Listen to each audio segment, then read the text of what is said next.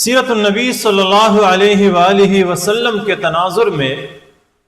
آج ہمارا موضوع بحث ہے کہ کسی کے حال کو دیکھتے ہوئے اس کے مستقبل کا فیصلہ نہ کیے جائے۔ دلوں کو تبدیل کرنے والا، انسان کے مستقبل کو تبدیل کرنے والا، انسان کے حال پر رحم کرنے والا رب کائنات کی ذات ہے۔ اور دعوت و تبلیغ کے ایک بہترین اصول پر آج ہم بات کرنا جا رہے ہیں۔ سیرت نگار لکھتے ہیں کہ غزوہ بنو قریظہ کے بعد اسلام کا، تاریخ اسلام کا ایک نیا دور کا آغاز ہوتا ہے۔ رسول اللہ صلی اللہ علیہ وآلہ وسلم اب اقدام کرتے ہیں، سرائے اور غزوات خود بھی شریک ہوتے ہیں اور صحابہ کے دستے بھی بیچتے ہیں غنیم اور دشمن کی جانب۔ اسی تناظر میں رسول اللہ صلی اللہ علیہ وآلہ وسلم مدینہ منورہ سے 7 راتوں کی مسافت پر قبیلہ بنو بکر بن کلاب کی ایک شاخ پر حملہ کرنے کے لیے حضرت محمد بن مسلمہ رضی اللہ تعالیٰ عنہ کی سربراہی میں 30 صحابہ کرام پر مشتمل ایک دستہ مقام قرطاء نامی جگہ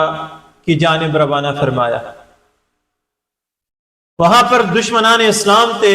مسلمانوں کے خلاف سازشیں کر رہے تھے۔ محمد بن مسلمہ رضی اللہ تعالیٰ عنہ روانہ ہو گیا 30 صحابہ کرام کے حملہ، لیکن جب وہاں پر مقام قرطاء پہنچا 7 راتوں کی مسافت طے کرتے ہوئے، تو دشمن پہلے سے بھاگ چکا تھا اور آمنا سامنا نہ ہوا، اور یہ لشکر اسلام کا یہ دستہ محمد بن مسلمہ رضی اللہ تعالیٰ عنہ کی سربراہی میں سالم و غانم واپس لوٹا۔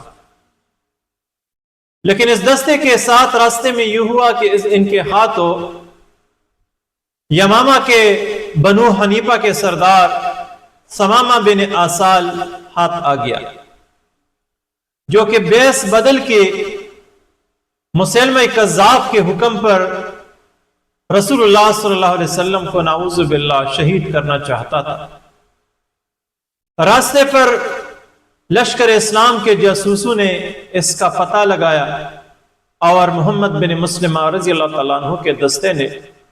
اسے پکڑ کر مدینہ منورہ میں خدمت نبوی صلی اللہ علیہ وسلم میں پیش کیا۔ رسول اللہ صلی اللہ علیہ وسلم کے سامنے جب ثمامہ بن آسال پیش کیا گیا، اس کے نیت اور مقصد بیان کی گئی، تو رسول اللہ صلی اللہ علیہ وسلم نے حکم فرمایا کہ ثمامہ بن آسال کو مسجد نبوی کے کنبوں میں سے کنبے کے ساتھ باندھا جائے۔ بنو حنیفہ کے سردار ثمامہ بن آسال کو مسجد نبوی کے کنبے کے ساتھ باندھا گیا، ایک ستون کے ساتھ باندھا گیا۔ رسول اللہ صلی اللہ علیہ وسلم اس کے پاس آ گیا اور پوچھا، ثمامہ کیا حال ہے؟ ثمامہ نے عرض کی کہ آپ صلی اللہ علیہ وسلم کے پاس، یعنی اس وقت آپ کے ہاں بنو حنیفہ کے سردار قید ہے، اگر آپ چاہیں تو میرے بدلے میں بہت سا مال بھی لے سکتے ہیں، اگر آپ چاہیں تو میرے بدلے میں بہت کچھ وصول بھی کر سکتا ہے، اور اگر مجھے آزاد کرے تو بھی ایک احسان والا بندے کو آپ آزاد کریں گے۔ رسول اللہ صلی اللہ علیہ وسلم اس کے پاس سے گزرا اور اگلے دن دوبارہ ثمامہ بن آسال کے پاس آیا اور پوچھا کہ ثمامہ کیا حال ہے؟ ثمامہ نے پھر وہی عرض کی کہ اگر آپ چاہیں تو میرے بدلے میں آپ کو بہت کچھ مل سکتا ہے، اور اگر قتل کرنا چاہے تو قتل بھی کر سکتے ہیں، اور اگر آزاد کرنا چاہے تو ایک اچھے بندے کو، احسان والے کو آپ آزاد کریں گے۔ رسول اللہ صلی اللہ علیہ وسلم پھر اس کے سامنے وہاں سے چلا گیا۔ تیسرے دن پھر ثمامہ بن آسال کے پاس آئے اور وہی سوال کیا کہ ثمامہ کیا حال ہے؟ ثمامہ نے پھر وہی جواب دی کہ بہت کچھ میرے بدلے میں مل سکتا ہے، قتل بھی کر سکتے ہیں، اور ایک احسان والے اچھے بندے کو آپ آزاد بھی کر سکتے ہیں۔ رسول اللہ صلی اللہ علیہ وسلم نے صحابہ کو حکم دی کہ ثمامہ کو آزاد کر کے چھوڑ دیا جائے۔ صحابہ نے ثمامہ بن عسال کو کھول دیا اور آزاد کر دی۔ ثمامہ وہاں سے نکل کے قریب ایک باغ میں چلا گیا، وہاں پہ غسل کیا اور واپس آ کے خدمت نبوی صلی اللہ علیہ وسلم میں حاضر ہوا اور کہا کہ اللہ کے رسول، میں ایمان لانا چاہتا ہوں، مسلمان ہونا چاہتا ہوں۔ اور رسول اللہ صلی اللہ علیہ وسلم کے کلمے پر اس نے کلمہ پڑھ کے ایمان لایا، اور پھر عرض کی کہ اے اللہ کے رسول، آج تک اس صفحہ ہستی زمین کے اوپر میرے نظروں میں آپ سے مبغوث کوئی بندہ نہیں تھا، آپ کے دین سے زیادہ ناپسندیدہ دین میرے نظروں میں کوئی نہیں تھا، اور میں آپ کو ختم کرنا چاہتا تھا، لیکن آج زمین کے اوپر آپ سے محبوب بندہ میری نظروں میں کوئی نہیں، آپ کے دین سے محبوب دین میرا کوئی نہیں، میری نظروں میں نہیں۔ اور اس کے ساتھ اس نے عرض کی کہ میں عمرہ کرنا بھی چاہتا تھا، لیکن آپ کے دستے نے مجھے پکڑ لیا۔ رسول اللہ صلی اللہ علیہ وسلم مسکرائے اور اسے اجازت دے دی کہ آپ جا کے عمرہ بھی کریں۔ ثمامہ بن عسال جو اب تک رسول اللہ صلی اللہ علیہ وسلم کے ختم کرنے کے در پہ تھا، اب فدائی رسول، صحابی رسول، جان نثار رسول بن کے نکلا۔ حالت تبدیل تھی۔ عمرے کے لیے جب مکہ چلا گیا، قریش نے دیکھا تو ثمامہ بن عسال کی حالت بدل تھی۔ انہوں نے کہا کہ ثمامہ شاید آپ بے دین ہو چکے ہیں۔ ثمامہ بن عسال رضی اللہ تعالیٰ عنہ نے کہا کہ میں بے دین نہیں ہو گیا ہوں، بلکہ سیدھا راستے پہ آ چکا ہوں، میں نے ایمان لایا ہے۔ اور اے اہل مکہ، یاد رکھے، یہ سن لے، آج کے بعد بنو حنیفہ یمامہ کے غلہ اناج آپ کے اوپر بند، اور اس وقت تک آپ کو نہیں ملے گا جب تک رسول اللہ صلی اللہ علیہ وسلم اس کی اجازت نہیں دیں گے۔ اور یمامہ کے یہ اناج یا یہ غلہ اہل مکہ کے لیے قید، وہاں پر ان کا سارا انحصار تھا غلے کا۔ ثمامہ بن عسال رضی اللہ تعالیٰ عنہ نے عمرہ کرنے کے بعد واپس جب یمامہ پہنچا تو اپنے اعلان کے مطابق یمامہ کی اناج غلہ قریش مکہ پر بند کر دی۔ آخرکار قریش مکہ مجبور ہو گئی اور رسول اللہ صلی اللہ علیہ وسلم کی خدمت میں عرض کی درخواست بھیجی اور قرابت کا واسطہ دے کر درخواست کی کہ یمامہ کو حکم دے اور ثمامہ بن عسال کو حکم دے کہ وہ یہ اناج یہ غلہ بند نہ کرے اور آزاد کرے، کیونکہ ہماری زندگی کا انحصار اسی اناج پر ہے۔ رسول اللہ صلی اللہ علیہ وسلم نے پھر اہل مکہ کی اس درخواست کو مد نظر رکھتے ہوئے ثمامہ بن عسال کو پیغام بھیجا کہ وہ غلہ اناج قریش کے لیے کھول دے، اسے بنا نہ کرے۔ تب یمامہ سے غلہ یا یہ اناج قریش مکہ کو جاری ہوا۔ سیرت النبی صلی اللہ علیہ وسلم کے اس واقعے کو اگر دیکھیں اور اس پر تحقیق کی جائے عصر حاضر کے تناظر میں، تو خصوصاً دعوت و تبلیغ کے میدان میں بہت کچھ اس سے مل سکتا ہے۔ پہلی بات یہ کہ محمد بن مسلمہ رضی اللہ تعالیٰ عنہ کے سریہ کو دیکھا جائے تو یہ اسلام کا پہلا ابتدائی قدم تھا، اور اس سے یہ بات واضح ہوتی ہے کہ مدینے سے 7 راتوں کی مسافت پر دور ایک بندے کو، ثمامہ بن عسال کو گرفتار کرنا، اس کی نیت کو معلوم کرنا، اس کی خلیہ کو پہچان لینا، یہ اس بات کی دلیل تھی کہ 7 راتوں کی مسافت پر دور جگہ پر بھی ریاست مدینہ کا ایک مضبوط نیٹ ورک موجود ہے، ایک مضبوط جاسوسی نظام ہے، اور دشمن کے حرکات سے باخبر ہے، بے خبر نہیں ہے۔ تو یہ ریاست مدینہ کی مضبوطی اور منظم نظام اور نیٹ ورک کی عکاسی کرتا ہے یہ بات۔ دوسری بات آپ دیکھیں تو رسول اللہ صلی اللہ علیہ وسلم نے اس وقت مروجہ روایات، مروجہ دستور سے ہٹ کے ایک فعل کیا۔ قبائل عرب میں یہ دستور تھی، یہ روایت تھی کہ وہ کبھی دشمن کو معاف نہیں کرتے تھے، پکڑ کے ان کو قتل کر دیتے تھے، ان کو سخت سزائیں دیتے تھے۔ لیکن رسول اللہ صلی اللہ علیہ وسلم نے اس بندے کو جو آپ کے جان کے در پہ تھا، آپ کو شہید کرنا چاہتا تھا، رسول اللہ صلی اللہ علیہ وسلم نے اسے قتل نہیں کیا، نہ قید میں ڈالا، نہ سزا دے دی، اور نہ اس کے بدلے یمامہ سے کسی تاوان کی، خرجانے کی یا پیسوں کا ڈیمانڈ کیا، بلکہ رسول اللہ صلی اللہ علیہ وسلم نے زمانے کی روایات سے ہٹ کے اس کے ساتھ احسان فرمایا۔ تو ایک بات یہ سامنے آ گئی کہ اگر آپ دشمن کو دوست بنانا چاہتے ہیں تو احسان سب سے بہترین چیز ہے۔ تلوار اور طاقت کے ذریعے سے آپ فقط جسموں کو غلام بنا سکتے ہیں، دلوں کو اپنا مطیع و فرمان بردار نہیں بنا سکتے۔ دلوں کو مطیع و فرمان بردار بنانے کے لیے آپ کو بڑا جگرا ہونا چاہیے، آپ کو احسان سے کام لینا پڑے گا، تب دشمن آپ کے دوست بن سکتے ہیں۔ ایک بات یہ سامنے آتی ہے کہ ثمامہ بن عسال کو قید خانے میں ڈالنے کی بجائے مسجد نبوی میں ڈالا گیا۔ تو قیدی کی تربیت کے لیے ضروری ہے کہ آپ اسے تربیت خانے میں ڈالے جائے، نہ کہ ایک ایسے قید خانے میں ڈالے جہاں پر وہ مزید کرمنل اور مجرم بنے گا، بلکہ ایک ایسی جگہ پر آپ نے اسے رکھنا ہے جہاں پر اس کی اصلاح ہو جائے۔ پھر مجلس کی یہ اثرات ہے کہ ثمامہ بن عسال نے مسجد نبوی میں مسلمانوں کی محفلوں کو دیکھا، ان کی عبادات، اخلاق، کردار، لین دین اور آپس میں تعلقات کو دیکھا، اور اس قدر متاثر ہو گیا مسلمانوں کی اس اٹھک بیٹھک اور گفتگو کے انداز اور کردار سے، ان کے رویے سے اور ان کے محفل کے اثرات سے کہ ثمامہ بن عسال 3 دنوں کے بعد مکمل تبدیل ہو گیا۔ تو ایک انسان کی فکر یا سوچ یا نظریہ یا عقیدہ تبدیل کرنا سب سے مشکل کام ہے، لیکن ثمامہ بن عسال نے مسجد نبوی کے محفل نے اس کا سوچ اور عقیدہ تبدیل کیا، تو محفل کے بڑے اثرات ہوتے ہیں۔ ایک بات، سب سے بڑی بات اس سے یہ ثابت ہو گئی کہ ثمامہ بن عسال جب گرفتار کیا گیا تو اس وقت یہ ملزم تھا، اس نے گناہ کا ارتکاب نہیں کیا تھا، فقط ارادہ تھا، اور پھر یہ بندہ تبدیل ہو گیا، جان نثار اور فدائے رسول بن گیا، صحابی رسول بن گیا۔ تو ایک بات اس سے یہ ثابت ہو گئی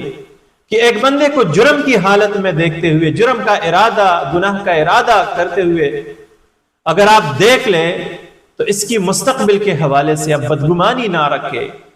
ممکن ہے کہ ایک بندہ گناہ کا ارادہ رکھتا ہے، گناہ کی جانب قدم بڑھا رہے ہیں، کوشش کر رہے ہیں، لیکن ابھی اقدام نہیں کی اس نے گناہ کی، تو یہ مجرم نہیں ہے۔ مقلب القلوب، دلوں کو تبدیل کرنے والا ذات اللہ تعالیٰ ہے۔ ممکن ہے اللہ تعالیٰ اس کی اصلاح فرمائے، اور ایک بندہ جو آج دشمنان اسلام ہے، دشمن اسلام ہے، وہ پیدائی اسلام بنے۔ اگر ایک بندہ آپ کا جانی دشمن ہے تو ممکن ہے وہ آپ کا نزدیک، قریبی جان نثار بن جائے۔ تو ثمامہ بن عسال کے اس واقعے سے یہ بات ثابت ہوتی ہے۔ ایک بڑی بات جو